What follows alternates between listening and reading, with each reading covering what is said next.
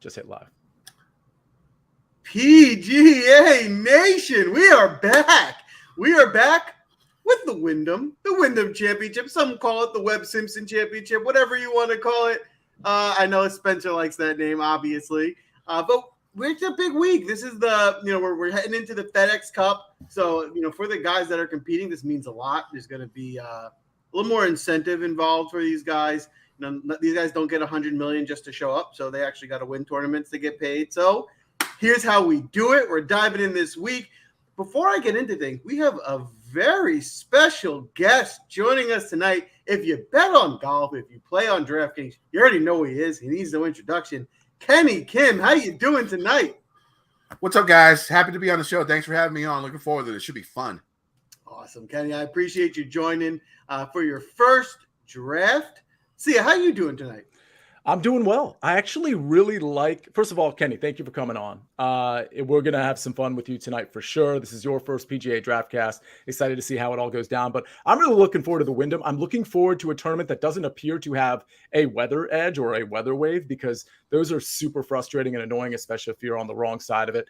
Or if you have to X out half your player pool because you want to get the edge and max out on one wave. So it doesn't appear, and I know David Bieleski is going to be in this chat. He's already in here, actually. It doesn't appear that there is a weather wave or a weather advantage. So we kind of have carte blanche across the whole spectrum of players. That's good news. Well, so far, we'll see what happens. That could change. So we'll stay tuned. We'll keep a lookout for the weather as the week goes on. Spence, how you doing tonight? I'm doing well, Joel. I want to congratulate you on ending my three-peat. It wasn't to be this time around. That's the third time now that I have failed on that. So Joel put together the best lineup. It was a very impressive outing from you, and I will try to start once again to get this three-peat into motion this week. Yeah, to nobody's surprise, I won. So, yeah, can I just say real quick, I was so good and so awful that I managed to have Finau and Cantley in my lineup, and I still lost to Joel. So I don't even know how that actually is possible. But in full transparency, I was shocked that I beat you. I was like, how did I beat Sia? Yeah, it's not possible. But here we are.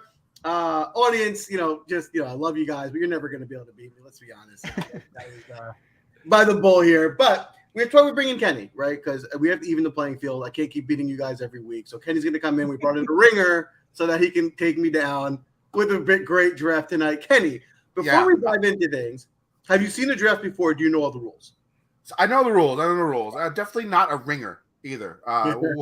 We'll see how it goes. I guess I could play a cash lineup here, so maybe I might have an edge. We'll see. I do not know, but I'll do my best, and we'll see what happens. I love it. Well, we are going to dive right into the draft soon. I picked the order for tonight, and so the order is going to go audience. I figured I'd give you guys a chance and let you draft first, followed by Kenny, Spencer, and then I'm going to go ahead and go last. Before we dive into things on the draft side, Spencer, enlighten us with a course breakdown.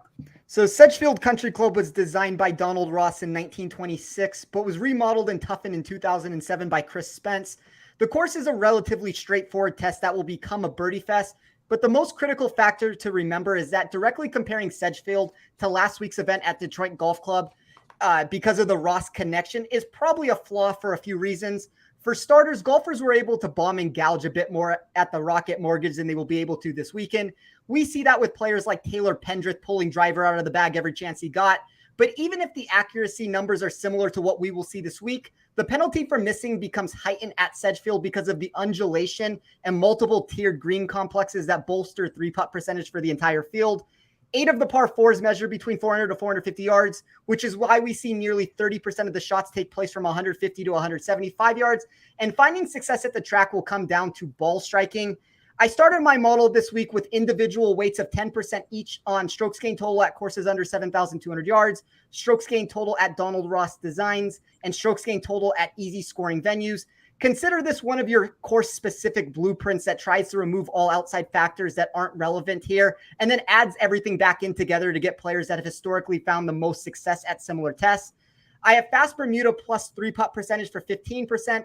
That looks into who can handle this quicker Bermuda surface and also highlights the golfers that can avoid 3-putting if placed on the wrong tier. Weighted scoring 20%. That is just a recalculation of all the yardages for each hole before I combine some of the critical metrics that will be needed for each. And then the two individual weights of 17.5% for weighted total driving and then 17.5% on weighted proximity. The total driving took into account 80% accuracy and 20% good drive percentage. And the weighted proximity remeasured all shots hit at this particular track over the past few years versus a random stop. Recombine all of that together to try to find who would be most likely to find success at these particular proximity ranges. Kenny, did you catch all that? I did. It sounds about right. I mean, like, other stuff I might be looking for, a lot of 150 to 175 yard shots. You got to think, I think 40% of all approaches are from there. Looking at proximity from 400 to 450, or par 4, efficiency from 400 to 450. You got about 8 from there. Another thing is, accuracy. I like your total driving. Accuracy is definitely more important in play. At this course, when you hit the fairways, you're hitting the green and regulations close to an 80% clip. When you miss the fairway, hit it in the rough. I know it's light; it's about 2.5 inches, but it's Bermuda, so it causes a lot of flyer lies. And like you said, Spencer, the undulated greens, you have to hit certain spots on the green to give yourself a true birdie chance. So if you miss the fairway, the green and regulation percentage is around 50%. So a drastic difference when it comes down to it. Now, most people club down at this event, so you have to sort of take that into account when you look at the driving statistics. But yeah, I thought that was great. Really detailed. Wow. Okay. Kenny was really dialed in because I was like being sarcastic a little bit, and then he just like fires out and repeats everything and adds more from what Spencer did. So, the course preview is sort of my bread and butter. That's how I got started, like in the game. Nowadays my course preview is lacking because I don't have the metrics and the numbers that Spencer has there. I just go about what I see on the course, what I've seen previous years, stuff like that, numbers that sort of pop out into my eye when I look over the course. But yeah, that's how I got my start with the course preview.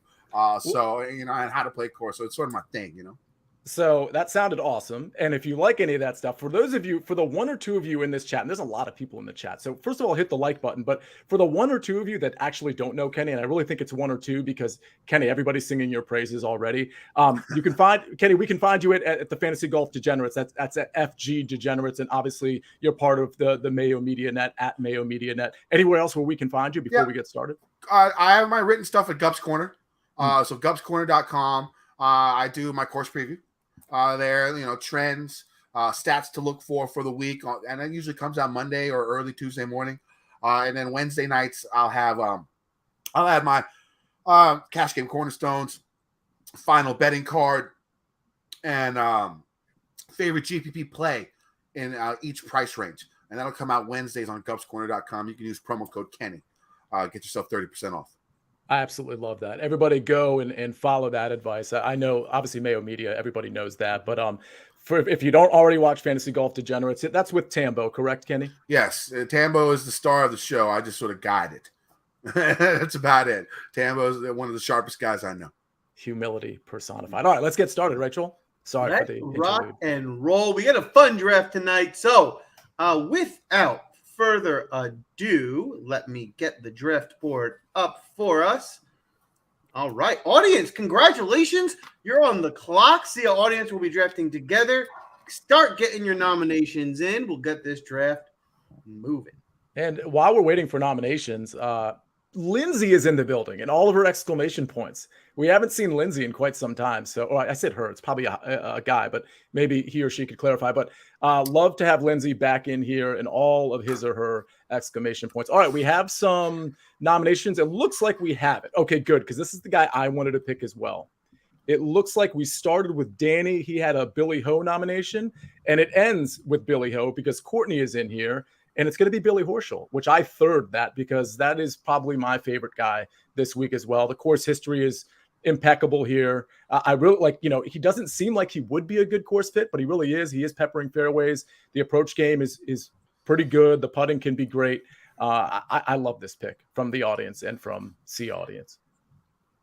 I agree. I really like Billy. One of the things I was thinking preparing for the week was, it's obviously the Webb Simpson course, and it's just if you look at the history, Billy's history looks very similar to Webb's. I mean, he's a ton of top tens. Right. He has a ton of great finishes here. So I think he's a really sneaky, a good pick here. The only negative thing I would say about Billy Horschel, because we do have to try to like pick and choose, and I like Billy. I don't have a massive problem with him. I think he's certainly within a player pool option with it. Is the irons are not as good right now as they have been in the past when he's come into this tournament. So he lost at the Heritage 0.8. He lost 2.5 at the PGA Championship, 1.6 at the Charles Schwab. He did gain 5 during his victory at the Memorial. You have some lack of approach metrics on some of these other tournaments, but I don't know. That's the only thing that I would at least point out that I would have concerns with, if there is. And he's top 12 for me in my model, which you could make the argument as one of the top 5 price guys on the board. He needs to be better than that. But he's one of those guys that's kind of fringy for me of what I'm going to do with this week. He's actually like 113th in my model. Wow. So I don't think I am playing him this week. The only thing I will say, if you're playing, large GPP fields, he's probably going to be the lowest owned in this 10K range. So that could be helpful. But he's not on there unless the ownership is like single digits. If it's single digits, then it might be worth throwing like 15-20% on him. And this is just my point of view. Who's starting to go in that direction where he's going to be single digits, and I'm not so sure I necessarily believe this right now, is Webb Simpson. I see 10.5% on Webb, and that's been falling by the second, and maybe that's just because of the form that he's bringing into the week, and people are fed up on it. And on my Better Golf podcast show that I do with Nick Bretwish, he seems to be like the ringleader of that he tries to get everybody off of Webb Simpson. I've had to hire Sia to try to take him to court for that one, but I don't know. I mean, like, to me, it's probably going to be Simpson, Zalatorius, Horschel are going to be sub 15%. And then it's going to be interesting from there what's going to happen with Lowry and Sung J M. Well, maybe we'll find out with our next pick, because Kenny, it is your turn as your first pick on the Win Daily Sports PGA DraftCast. Who do you like? I really like Shane Lowry, but I'm not going with him because I'm a little bit worried about his clubs being stuck in Chicago. He does not have his clubs with him at the event as of now. Hopefully he gets them tomorrow, gets around in. I always worry about that. I don't think it's going to be that big of a deal. He is one of my cash game cornerstones. I am not going to change that. But for this draft, I'm going to go ahead and play my second cash game cornerstone first, dropping down a little bit on the board, Russell Henley. He's going to be my first pick of the week. I like Willie Z. Maybe I'll try and go a little bit more balanced with a 4-man tournament that we're playing this week. So I do like Russell Henley. He rates out as number 1 in my model across the board. Iron play is strong, good from 400 to 450. Par 4 scoring's fine, really good from 150 to 175, like we needed. Russell, I think he's had a couple of top 10s here. The last 2 times he went out, it was a little bit weird. His schedule's been a little bit weird. He played the last 3 tournaments before last week. He played were 3 majors. It was the Open Championship, U.S. Open, and the PGA. Those are the only 3 events he played prior. And he came out last week, got himself a nice little 10th place finish. So it looks like the game's still there. They took a little break. It seems like he's fine. I'm going Russell Henley as my first pick. Not much of an argument from me. Joel, how do you feel about Henley this week? Is he in your lineups? Is he in your pool? I like Henley a lot. I think pre-tournament starting, I was planning to play him more. I did a little disappointed by his price tag. I would have rathered Henley in the low 9K, high 8. I'm still going to be playing him at this price, but I do think he's just a little bit overpriced. Fair enough. Well, I will say this. I mean, that's not the general sentiment within the industry because, I'm seeing 20% ownership from him. So I guess I would be more disappointed in the ownership, but he's the number 1 player in my model from an upside perspective. Pretty much anything that you want to look at for this course. And you could make the argument that, he probably should have been the winner here last year. You could say Adam Scott should have won once they got into the playoff, which Henley just ended up missing on that. But if you want to run through some of these stats, he's second in my model from strokes gained total under 7,200 yards. He's inside the top 15 on both Donald Ross courses and easy scoring courses. Second in the weighted scoring. The weighted proximity is going to always look good for him. He's a great iron player. So it's hard to find things not to like about Russell Henley. I guess the only thing I would point out is the ownership, but there's always ways to get different. And this is a very chalky course in general. So when you have predictive course history, like players are not going to burn you as frequently. So as long as you can find a way to get different with it, which there's always going to be a way to get different with it, that's never the concern with it. The aggregate ownership, even if you start at 20%, like as long as you can keep it sub, I always say like 80%, you're fine. I think Russell Henley's a really strong start to a build. I will say this, the putter seems to be a problem for Henley as of late, but if you actually look at his Wyndham history, he's gaining with the putter here. I'm looking just the last 3 years he's played here, and he's gained, let's see, 2.6, 3.5, 1.27, 2021, 2020, 2019. So for whatever that's worth, if you're afraid of the putter, I get it. I'm actually afraid of his putter too, but he does seem to putt well here, actually quite well here. So there's something to be said for that as well. Sure. I think that makes a lot of sense. Spencer, it's on you, buddy. All right. I wasn't planning on doing this, and this would be me now going to the very top of the ownership. I'm going to take Sungjae Im at 10,500. And Shane Lowry's also number one on my model from an overall rank sense. We can make what Kenny said about the clubs maybe being a reason why you're not going to play him. I still think he's fine. I'm not going to talk anybody off of him, but I just really like what I see from Sungjae Im in my model. So he is a massive favorite in every head-to-head matchup that you can find at the sharper offshore books. And I mean like a substantial favorite. We've seen this price drop into the 12-1 range at some of the sharper books out there. Now you can still find him at 16-1 if you shop around, but second in my model at strokes gained total at easy courses, seventh in strokes gained total under 7,200 yards. We know Bermuda always gives him that boost that you're looking for. So, I'm also starting with some chalk here. I'm going to have to find a way to get different. I have some plans in mind right now that I'm going to go with it, but I think Sungjae provides a really good combination of upside and floor for me. And that's the way I'm going to start my build this week. All right. So, Joel, you have back-to-back picks, but there is a happy birthday in order. Our very own Stephen Pilardi, who does a ton in our Discord for our golf team, but also has the ownership article, which, by the way, has picks, which also had the first-round leader, Taylor Pendrick, last week as well. So he makes first-round leader picks, and he makes his DFS picks. They're in that ownership article. So don't just look at that article for the percentages. Look for some of the content, too. But a big happy birthday to Stephen. So he is turning a ripe 35 years old, I believe. So happy birthday to Stephen. Or maybe times two. I'm not really sure. The point is, Joel, it's your pick. You have back-to-back picks. Well, big happy birthday to Stephen first and foremost. So happy birthday, buddy. We love it. I know you're got to be some birthday bets in the chat because you guys are always slinging some pizza bets in there. So hopefully you get a big win. However, I am locked in on my picks, and I am feeling really good about them. So with my first pick, I'm going to go with Ju-Young Kim. He has been red hot. I mean, he's coming off going, 8 under on Sunday last week on the hottest round. I really like the way he's been dialed in. The one thing you're not getting with him is much history here. He's obviously a rookie. He's new to it, but he is in really good form. And so I think I really like what I saw to finish last week. I'm going to carry some of that momentum here. At only 8,600, I like the price tag. And then I'm going to follow him up with Adam Svensson. Adam Svensson in my model ranks out really well. His ownership for me is a little high, but I can stomach it at 7,500. I'm getting a good value play, and it allows me to still kind of leave a lot of flexibility with the rest of my draft. Okay, I absolutely love both of those picks, but I wanted to ask Kenny, how are you feeling about Ju-Young Kim? I mean, I can't really conceive of an argument against him other than obviously he hasn't played here. The ball striking, the putting, like he's gaining everywhere, and not just a little bit, like significantly. How are you feeling about Ju-Young? I think the biggest thing about his game that you can mention right now is the whole run started at the Scottish Open, a links type course, difficult course, and then he goes and plays easier courses. Does well there too. Doesn't look like there's too much flaw in his game.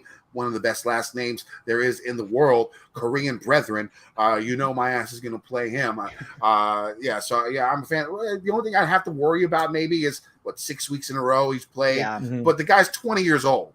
And I don't think it's going to affect him that much. It's not like the last 3 weeks have been the last 2 weeks have been like grueling courses. Where it's now the heat, and that could have been something that he had to deal with. But again, he's 20 years old. He's young. He should be fine. I have no problem with the play. Yeah, that's the only thing I was going to add is this is, I believe, his fifth start in a row here. he's 20 years old. I'm not so sure that necessarily matters. I think he's in good form. I think he's a spectacular golfer that sometimes with these players, like you could say 8,600 is a lot for him. We might find out in 2 years that Ju Young Kim should have been like $10,000 in this field. So 7th in my model from an overall rank says he's inside the top 15, no matter how I ran it. I think he makes a lot of sense this week.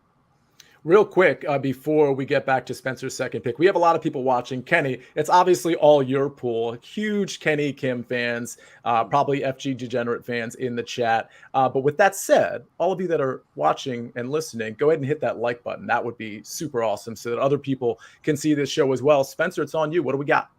So I need to create some leverage right now with my build. And you could make the argument that with the second pick might not be where I need to do it, but I tend to believe that of all the values on the board, this player is the best value on the board. And Sia, you are going to love to hear this one because we have had this conversation before about this golfer. I know you are not a fan of him. You have told me he has no upside. Can I guess? Yes. So I don't want to interrupt you because you were just building up to something, but it's got to be Christian Bezuidenhout.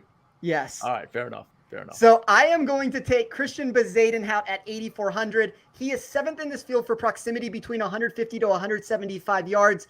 That is through my 2-year model, my running model that I run. That's a range that will see just under 30% of the shots. And even without including that proximity range to mimic the weighted scoring metrics that I ran this week, he still grades inside the top 10 in expected production on those 18 holes. He's top 20 over his past 50 rounds at Birdie Fest and courses under 7,200 yards. And the accuracy plus putting, that's a combination that we've seen from past winners like Kevin Kisner. You know, you have to believe that there is a floor in place for him. And I think that you're going to get that. I think he makes the weekend at the price tag, but there's also the upside that my model is saying. So if you're telling me that he's top 5 in all iterations of how I ran it, and he's going to be sub 10%, and I think he can actually win the tournament, I'm going to lock him in. I will figure out the next place from there. Me taking Sung Jae as early as I did has made it a little bit more awkward because there's another golfer that I wanted to. So we'll see if he gets back to me. If he doesn't, I'll mention who that player was. But I really like Christian Bezuidenhout this week. Fair enough. Kenny, where are you at with Seabass? I mean, he finished runner-up a couple weeks ago. I mean, Spencer makes a great point. I mean, the putting-wise, he is one of the best. I mean, you know, bunch of three putts here. One of the top courses of three putts on tour. At Sedgefield, he's top 5 in 3-putt avoidance in the last 50 rounds. His putting is there, and all the other metrics. I mean, like you said, like par 4 scoring, 150 to 175, 400 to 450 yards, all good, solid, well above average. You know, top 25 basically in all of those stats that I'm looking for this week. So yeah, I don't mind the play. Probably not the second place I was going to go, but you know, it's DFS. Anything can happen. Absolutely. All right. Speaking of anything that can happen, Kenny, it's on you for your second pick. All right. So, you know, a lot of the times in a 4-man thing like this, I don't mind eating the chalk when it comes to cash games like double ups, which is my specialty. I don't mind eating the chalk. I'm going chalk heavy the first 2 plays. I'm going with my Korean brethren, Siwoo, at $8,800. Again, course history here, a couple of top 10s. At this event. He's won this event back in 2015 when he was 21 years old. He's had a couple of top 15s coming into the event. His form is good. You're not going to look at it and be wowed away with the stats, even though they are fairly good. Tee to Green has been a top 15 in this field. Birdies are better. You're going to need that top 15 in this field in the last 50 rounds. But yeah, I like Siwoo. I'm going with my brethren. I'm going to eat the chalk. I know he's going to be high owned. You know, both of these guys are part of my cash game cornerstones that I released on Fantasy Golf Generous podcast. So I'm going to stick with that when it comes to cash this week. So real quick, just so you know, we are competing against each other primarily, Kenny. So you feel free to take the chalk as well. We do enter this like in like a random like $5 like 100,000 person tournament too. But that doesn't mean you should change your strategy because the reality is, Kenny, next week when we come on, we're going to have to say if you win, if you beat us 3, we're going to have to say Kenny beat us. So that's kind of where you want to be right now. So if you want to take chalk, that's cool. I mean, generally there's some chalk and then some contrarian plays too. But I'm just so the audience knows, we'll probably enter these in like some random big contest. But the winner of the four of us is really kind of the one that's the big ticket. That's the one I want to win. How about that? Exactly. I totally get it. All right, so we are receiving. Go ahead, Spencer. Go ahead. While I was just going to say, I'm a little surprised that Siwoo Kim lasted as long as he did to the 7th pick here. So, as Kenny said, the victory in 2016, the 5th in 2019, 3rd in 2020, 2nd in 2021. The course history is magnificent, no matter how you want to look at it. Ownership's, I think from a cash game play, he's one of the safer plays on the board I'm looking at about 16.5% right now with him, but I'm surprised he made it as long as he did. I thought he would be off the board either with maybe the first pick in the draft. I wouldn't have been shocked if the audience would have gone that way, and I wouldn't have been shocked if Joel would have taken him on that turn there.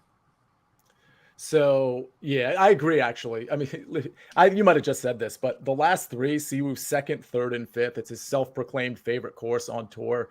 Usually, I take that with a grain of salt, but when somebody says it's their favorite and they've just finished 2nd, 3rd, and 5th over the last 3 years, it's probably their favorite for a reason. So it looks like we have our picks in. So JT Poston was a resound, he got a ton of nominations. He's one of them. And it looks like, and the audience can correct me if I'm wrong, because a ton of nominations are coming in. It looks like Denny McCarthy might have been the 2nd pick, but there might be some controversy with Hubbard. So was it Denny or was it Hubbard? And if we're not sure, can I make the deciding vote on that? Because there's one of those that I like better than the other one. I'm going to let the audience pipe in. I think it was McCarthy, but. All right. I kind of want to veto that and go with Hubbard, but we'll do that. I can do that. Yeah, I'm going to use my veto power. Wow. By Denny McCarthy. Give me Hubbard. I have a feeling this thing could turn controversial real quick. This is the last time Sia's a part of the audience. There'll be a few people that'll like me for that because I know Hubbard got some love. No, it's going to become controversial because I'm positive Denny is not going to come back to you. So that pick isn't going to last. I figured as much. But I listen. I like the Poston play quite a bit. I mean the. Approach top 10, and I'm looking at a short sample size here. I usually go back just 24 rounds, but he rates out so well in terms of the recent form. My overall rank for him is actually 9th. Putter 9th. DraftKings points, he's way up there. I have him at 5th. Birdies 5th. Strokes gained total 4th. Those short par 4s, I have him 1st last 24 rounds. So I like Hubbard better than Denny here. I think Denny's an interesting play. And I think both of them are interesting plays coming off underwhelming performances last week, but I'd rather go with Hubbard here. I think they're both. I like both plays. I think Hubbard makes sense for you guys also because of the significant price savings. I think if they're almost a coin flip, save $1,000 here at this pick and have some more flexibility moving forward, I think makes a lot of sense. Well, I have a strong stance on this, and unfortunately, I'm probably the only one that this is going to affect with it. But I don't care what price they are. I would rather play Mark Hubbard. You can make them the same price. I really like. There's so many things about Denny McCarthy this week, and I think he's a fine cash game play. I just don't believe the upside's there for him, and that's the problem I run into. And you can make an argument that maybe Hubbard doesn't have that upside either. But when I look at the weighted proximity that I've run, McCarthy just has too many red flags for me, and it doesn't mean that he's going to miss the cut. I think that he's top 10 in my model for a reason this week, but. As Joel said, if there's going to be a savings on top of it, I do like Mark Hubbard more. I like Denny, so I'm going to defend him because I like him. I will say, if you want to talk upside, Denny does have 3 top 10 finishes in his last 5 starts. So there's definitely upside there for him. But you need more out of Denny than you need from Hubbard because of the price. I get that too. I have never used my veto power until just now, by the way. This is the first time. How many months have we been doing this show? And I just used the veto power. It doesn't sound like there's a lot of people that are upset. I'm getting a lot of thank yous and Lindsay's exclamation points. This is a good sign. Yes, fair enough. All right, Kenny, it's on you. What do we got? Oh, man, I forgot. It's already on me, huh? I've been looking up here, and I've been thinking about Hatton. But I think I'm going to go Adam Scott. I love that pick. Here with the 3rd pick. Again, his ball striking, he's been one of the best in the world for a couple of decades now. You know what his game is, and you know what he brings. But here recently, he's really juiced it up on the birdies. He's been making a lot more birdies. I think a little bit of that might be because he's starting to play some easier courses. If you look back at Adam Scott's schedule prior to this year, he just plays like the toughest courses on tour every single week. And then it misses, like, it doesn't play any of the easy courses. Lately, I guess the last year and a half, I don't know whether it's because of PGA Tour, you have to play certain new events or something like that each year. But it seems like when he starts playing these easier courses, he has had some success. Look back last year, he probably should have won. This event here last year, I know he missed, a 4-footer on 18 to make it go to the playoffs. Another thing, Henley was one of the first ones to finish a stroke behind the leader and finish in 6th outside the top 5. If you remember here last year, it was a 5-man playoff, and Henley was 1 out of it. So I don't know if there's like a really you can look back at Justin Ray stat about this, but it has to be one of the few times a guy finished 1 stroke back and finished outside the top 5. Anyways, but Adam Scott, again, a really solid 400 to 450, one of the best out there. It's 150 to 175 is not that great, but I'm just trying to go based on his overall gameplay throughout his whole career. Maybe he can get it back for this week. He's familiar with the course. He enjoys the course. The price seems fair here. So I'm definitely going to go balance, and I do like Adam Scott as my 3rd pick.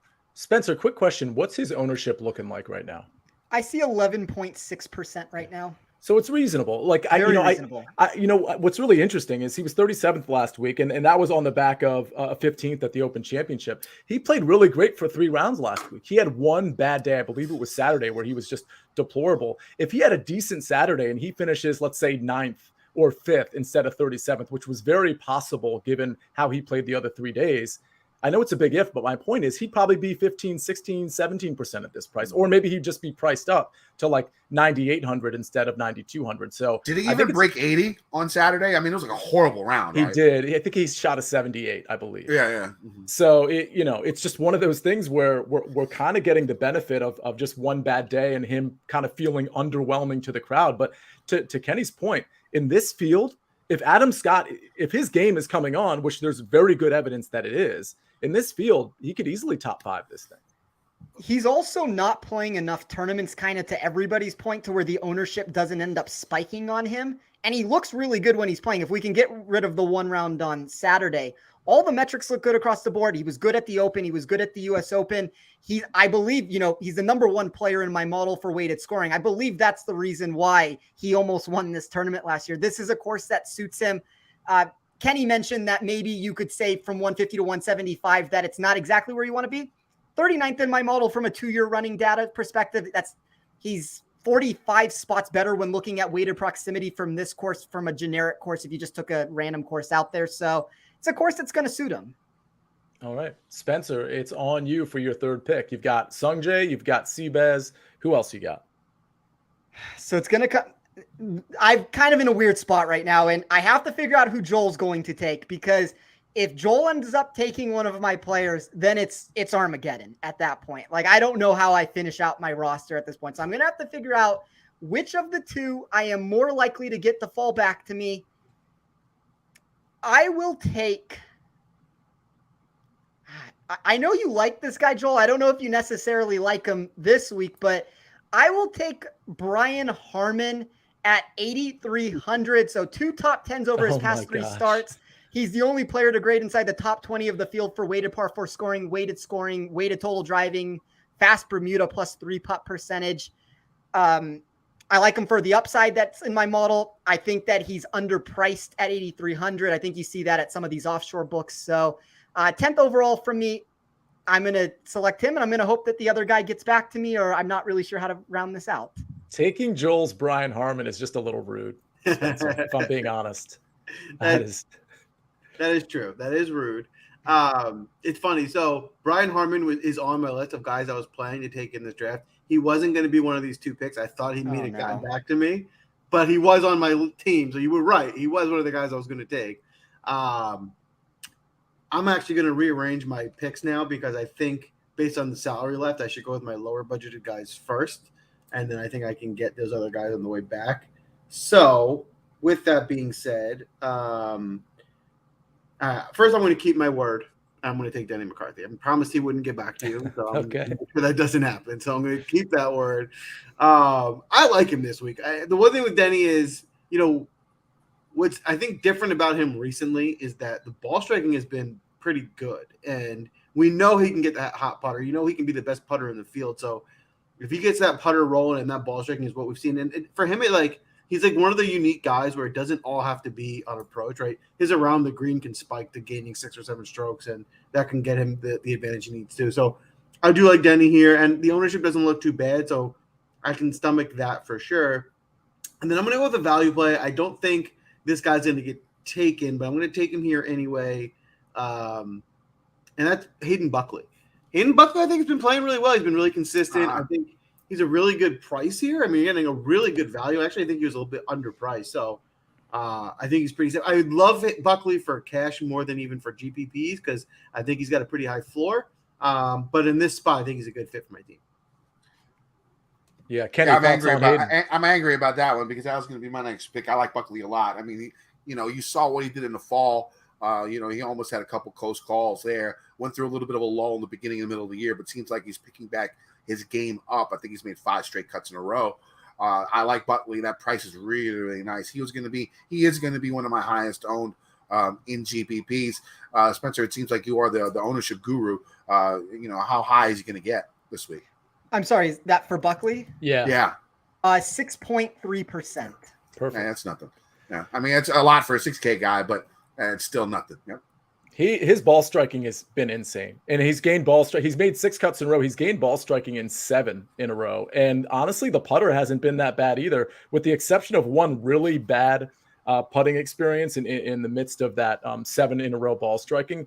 He's been mostly a gainer with the putter. I mean, this is a guy that's very under the radar. I didn't realize, obviously anybody that sees my model can see all the price differentials and the rank differentials that I have. I didn't realize how much my model liked Hayden Buckley until everybody just mentioned it right now. So he's 27 spots off in my model from where he should be. So, I mean, that puts him more in an upper $7,000 golfer than a $6,900 golfer. So I think that's good value there, Joel. All right, Spencer, time for you to find some good value, perhaps. It's your pick. So Joel did not take my pick, thankfully. And I do want to preface that by saying I wanted Mark Hubbard. I wanted Ju Young Kim. Both of those guys being off the board, I'm going to have to go in a different direction here. I'm going to take Aaron Wise at 8,100. And my model doesn't necessarily love him this week, but it does like the upside that he possesses. And you can make the argument that this is the best version of Wise that we've ever seen before. I bet him to win the US Open at odds of 100-1. He flirted with that for a couple of days before faltering over the weekend there. But I just like what he brings to the table overall. Easy scoring courses, he's inside the top 10 for me. Weighted scoring, he's inside the top 15. His GIR percentage is always going to be good. We know he's one of the best ball strikers in the world. So with this player pool getting condensed down on me at this point to where I can't take Ju Young Kim, I can't end up taking, a Mark Hubbard. Mark Hubbard is the player I think that would be more natural to fit in here in general. It would have saved up a couple dollars to begin with. It would have made it easier to round out this lineup the way that I wanted to with it. But Wise at 8,100 will be my 4th pick. Yeah, I like that pick quite a bit. Anybody else? Kenny, is he in your pool? Yeah, I mean, my next 2 picks were planning on being Buckley and Wise. Wow. So that sort of hurts me there a little bit. I mean, it's a birdie fest. The guy can make birdies with the best of them when it comes to Aaron Wise. His pedigree is also extremely strong. I mean, he was, player of the year in college with the Oregon Ducks, either player of the year or runner up, one of those two. He was still up there. Again, his tee to green game's always solid. Iron game's solid. Makes a ton of birdies. I think he's fine. Yep. All right, Kenny, it's on you. Now that we've stolen all of your guys, do you have anybody else left to take here? Dude, I have no idea right now. I'm sort of struggling here a little bit. You do have 7,400 left to spread across, if I'm reading that right, to spread across your next 3 players, just so you know. I did see that. I don't know. It's just weird doing it this way. Let me see something here real quick. if I could take this old man at a low price and see how much I have left. All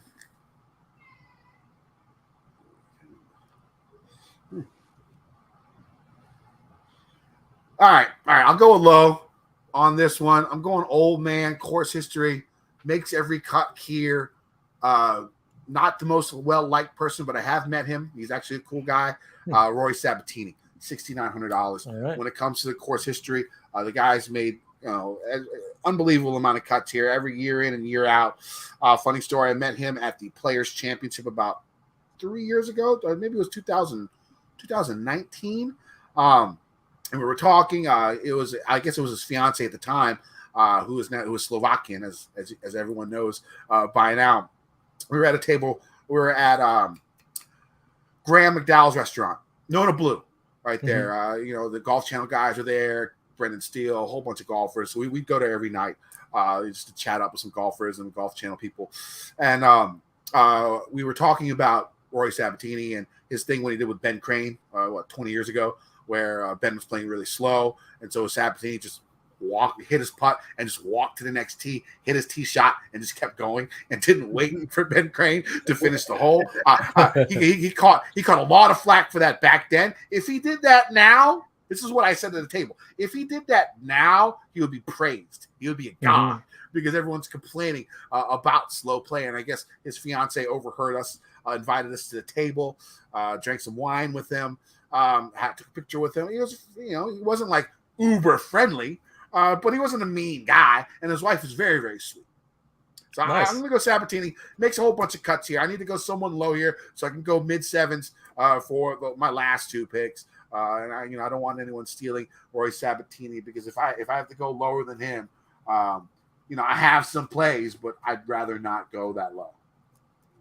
All right. So we have one pick already in for the audience, and I'm going to let Lindsay tell us who that is because she has all of her exclamation points attached to his name. Of course, that would be Corey Connors, says Lindsay. So that is definitely one of them. And we're waiting on the second one. So while we do that, Joel, let me ask you about Corey Connors. How do you feel about him this week? So it's interesting. I like Connors. I don't love him, but I was actually one of the routes I was going to take was going to have him as one of my last two picks. So I'm going a different route now. But it wasn't because I super love him. It was more because he was going to fit with the other guy that I really wanted. If Corey Connors was in the high eights, I would like him a lot. I just think for some of the other guys in the upper tiers, I'd rather pivot to than him. But I think he's certainly capable of having a good week. I like Connors a lot. I'll throw that out there. I was trying to figure out a way, if I could play Connors, what that would leave me with. That put me in like the Jason Dufner range if I wanted to end it that route. And it was just too much volatility, but that's something that I did consider doing.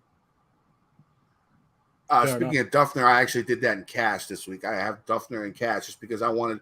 When you look at how cash double ups have been going here recently, 6-6 is like 3 to 7%. It's hard. Yeah, it's really hard. So what it comes down to, is upside. So I actually started my cash lineup with Lowry, Henley, and Seawood. So 8,800, 9,800, and 10-6. So because I want that upside, I want that top 5 upside, and I know those three guys.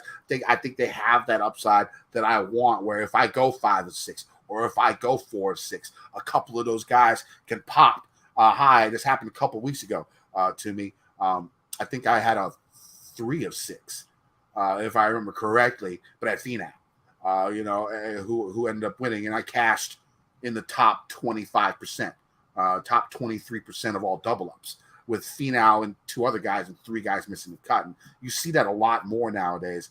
So I actually have Dufner in my cash lineup. Just saying that, which makes me sick. But, it's sort of a huge punt play just to get the guys I want up top. And that's the way I've been going about cash games so far here recently. Yeah, I mean, that completely makes sense given how things have fallen this entire year. Spencer, go ahead. No, I was just going to say, I kind of like punting with Jason Dufner in general. Like, I don't know if I necessarily wanted to do it in this contest. There was other routes to go, but I think in general, Dufner should be in your player pool. I think you can put him into GPP builds. When we look at what he's done at Sedgefield, 24th in 2021, 31st in 2020, the 14th in 2017. He's made 2 of his last 3 cuts on tour. there's a lot to like about Dufner. And when you get down into this range, and I mean, I'm saying like pretty much anybody sub 6,500, there's very few players that are going to be options that you could be considering. And I think Dufner's probably the number one choice of anybody based off of everything I just said there. Fair enough. All right. It looks like we have our second pick, and the audience can correct me if I'm wrong, but it looks like JJ Spawn was the second guy that the audience nominated and confirmed. Obviously had a good week last week. Might be bouncing back from, a few months ago when he was solid, and then it just kind of fell off. So, Kenny, I'll ask you about. Well, actually, I don't want to ask you because it's your pick next. Spencer, I want to ask you about JJ Spawn. How do you feel about him?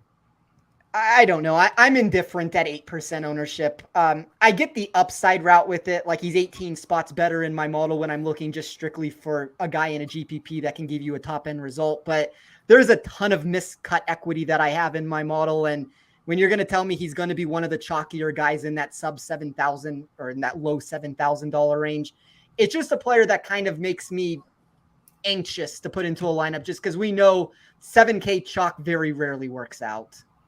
Yeah, fair enough. There is a comment here before we get to Kenny saying something about ruining the day that we didn't pick a certain guy. And I think I kind of agree with that. We'll get back to that later. Kenny, it is on you. Do you already have somebody? I do. I'm going strictly a model play on this one. He did finish top 10 here last year. Kevin Streelman at $7,600. He comes up second in my model in the last 50 rounds. His iron game is strong. Even his birdie, he's top 25 in the field. You don't really consider Kevin Streelman as a birdie maker. But, top 25 in this field, number one in proximity from 100 to 175 yards. This is all in the last 50 rounds. Really good from 400 to 450. 3-putt avoidance, all there. Runner-up a couple weeks ago at the Barbasol. Not quite as horrible as a field as this, but this isn't like an elite field. He can top 20 this thing. I could see that because, I was big on Wise. I was big on Buckley, and that would have changed everything. So I have to make some adjustments here. And I'm not the biggest fan of the pick, but, from what the options I have, that's where I'm going to go. Hey, so Brent Harris doesn't like the audience team. How does that sound? Fan lineup is trash on fire again.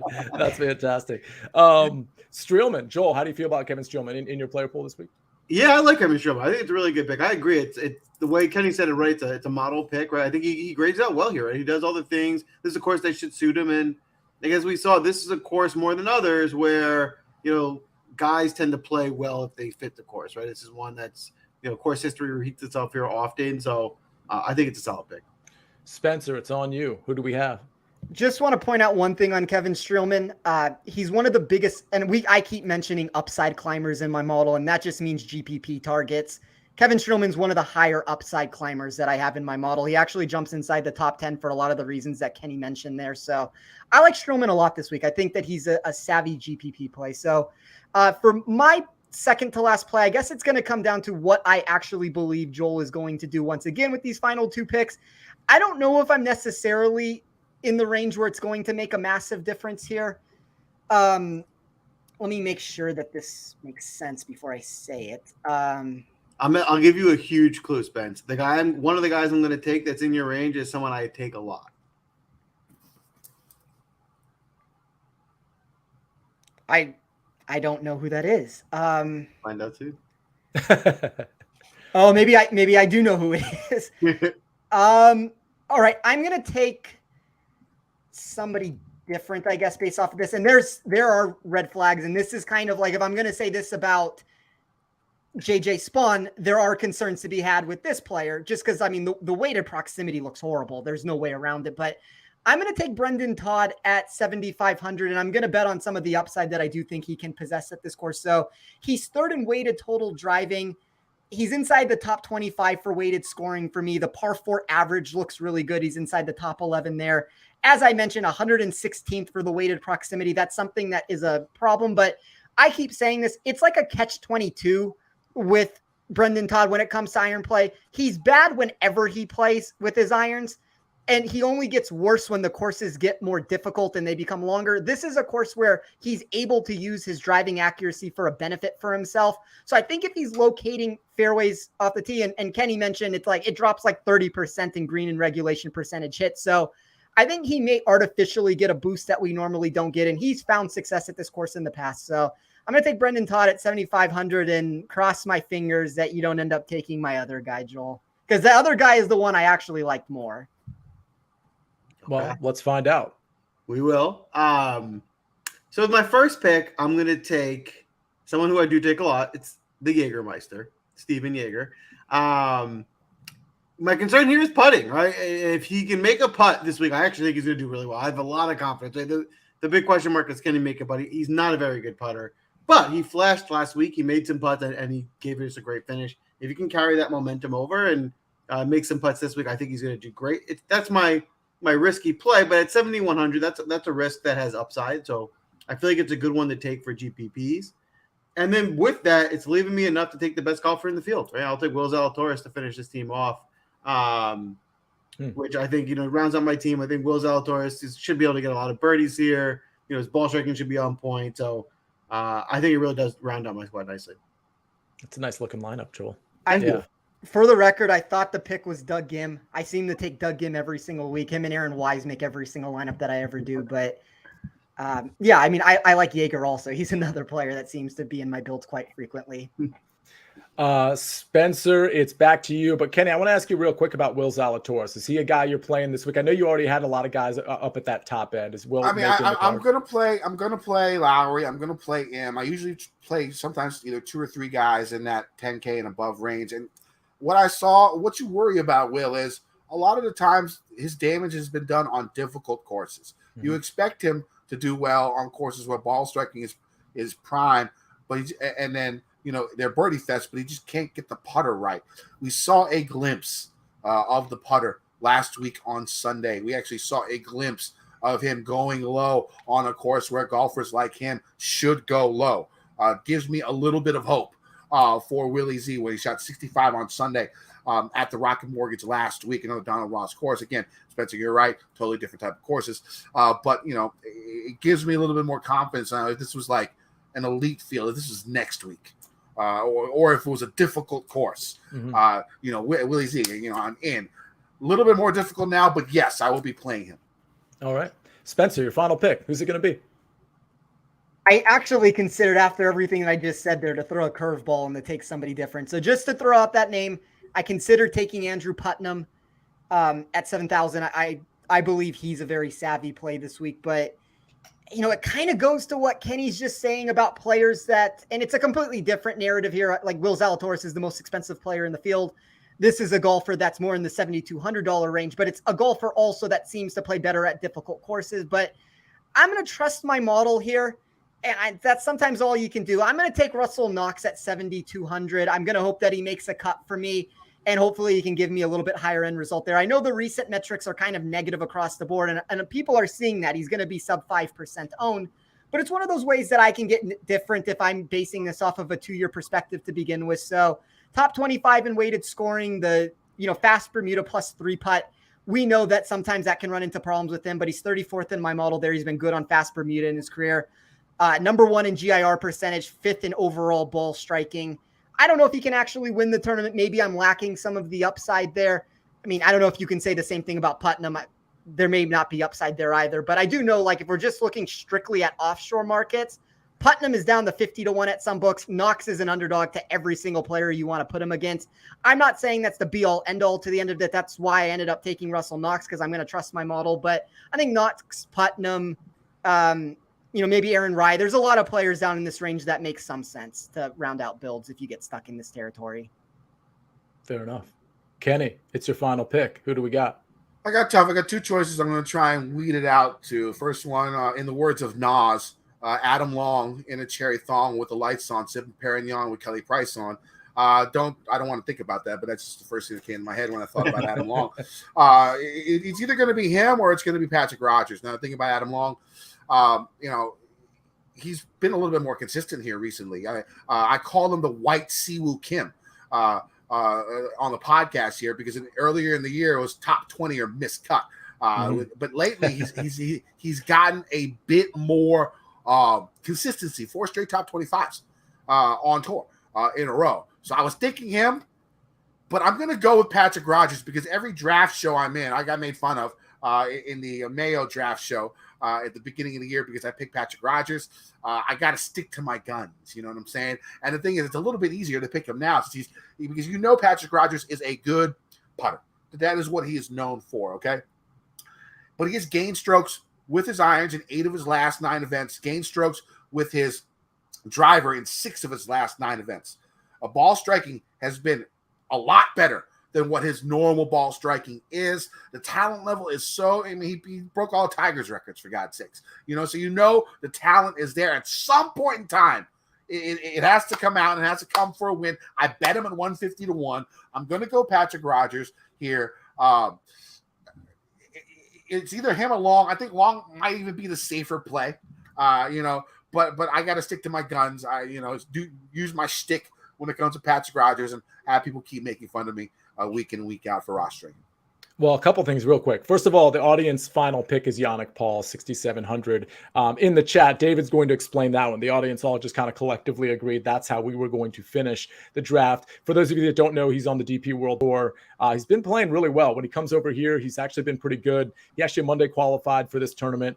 And I know David is a pretty big fan of him. But I'll tell you, Kenny, Patrick Rogers was my number 1 pick in the DraftCast last week. I also had him as a first-round leader and as an outright. I truly...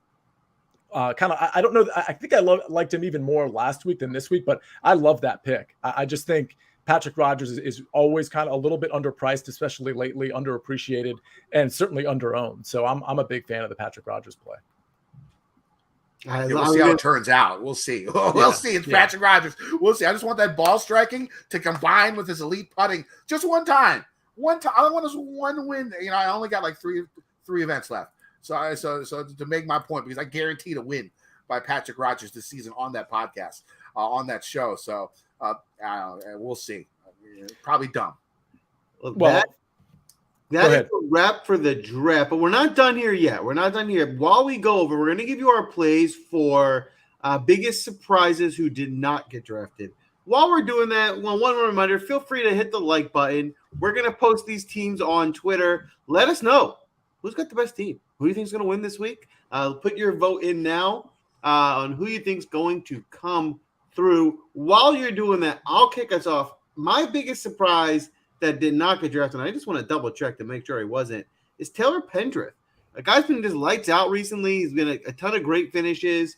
The price is reasonable. I thought he may have gotten taken here. I would have taken him, but at the end of my draft, it just kind of went in a different direction. How about you, Spence? Who are you surprised didn't get taken? I'll answer this as a 2-part answer to it. So I'm most surprised that Shane Lowry did not get taken.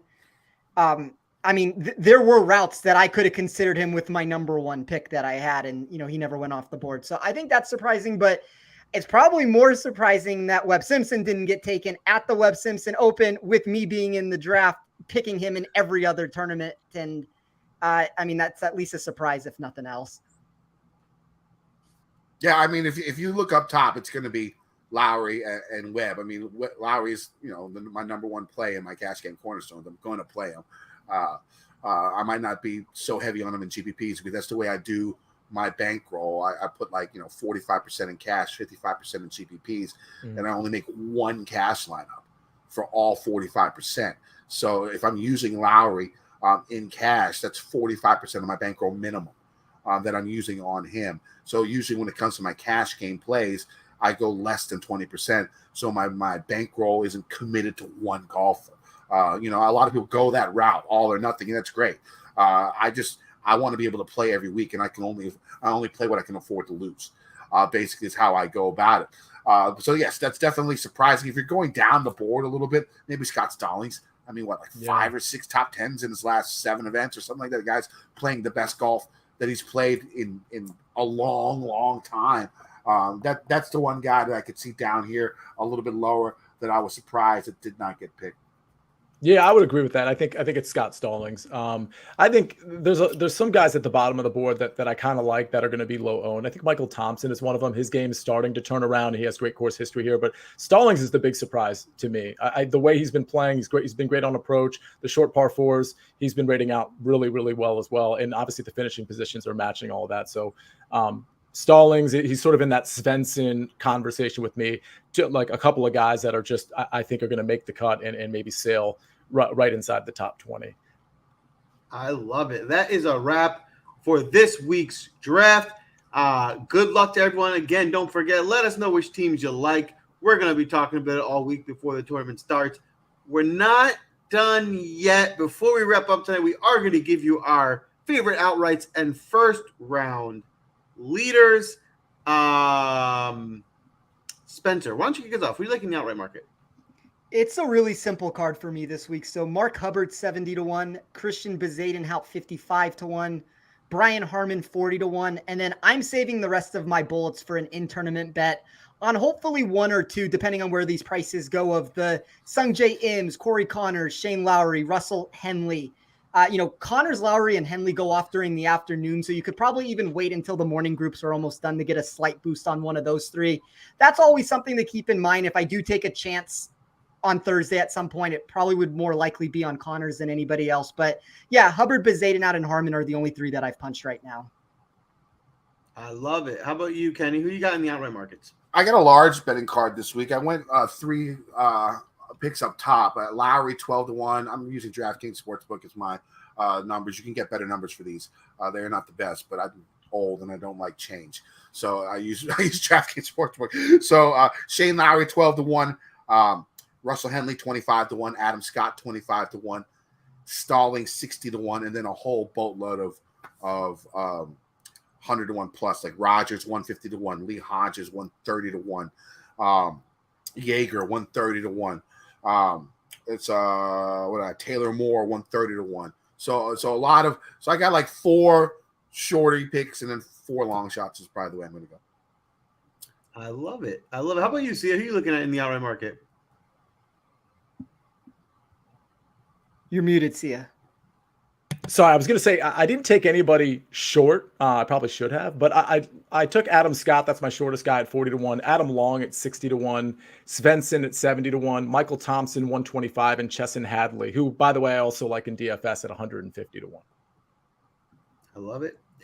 For me, I like Siwoo Kim. I think 25-1. I love his course history. I love his form. That's the only really short number I'm looking at. I like a couple of guys that I've drafted. Adam Svensson at 70-1. And my big play, I think I think if it all goes right, he can really win this tournament. You're getting a big number on him. Is the Jägermeister. Or on DraftKings, it is 130-1. That's it for the outright market. But let's give you some first round leaders. This is our bread and butter. This is really where we make our money. Spence, who are you looking at in the outright market? I mean, in the first round leader market. Sungjae Im 31-1. That is my way to partially hedge not getting a ticket on him pre-event. Christian Bezuidenhout 60-1. Kevin Streelman 60-1. Aaron Wise 50-1, and Russell Knox 100-1. There it is. There. What is going on in the chat? We must have said a buzzword. I'm not really sure. Can the bot hit the like button? Hopefully, maybe they can hear us. Listen, as long as they like it, we don't have to discriminate. All are welcome. Come on in, enjoy the show. All right, Kenny, who do you got in the first round leader market? I'm not a first round leader guy. I've hit one first round leader in my life. I've probably bet it like a dozen times, and I just quit. I was like, no, this is not going to work. I bet one. I think it was Brian Gay, like 3 years ago at some random ass tournament. I got it like 100 something to 1. I hit it, and I was hype, and then I lost all that first round leader money betting first round leaders for the next 10 weeks. And I was like, I'm done with the first. But if I do bet it, Russell Henley 40-1 this week.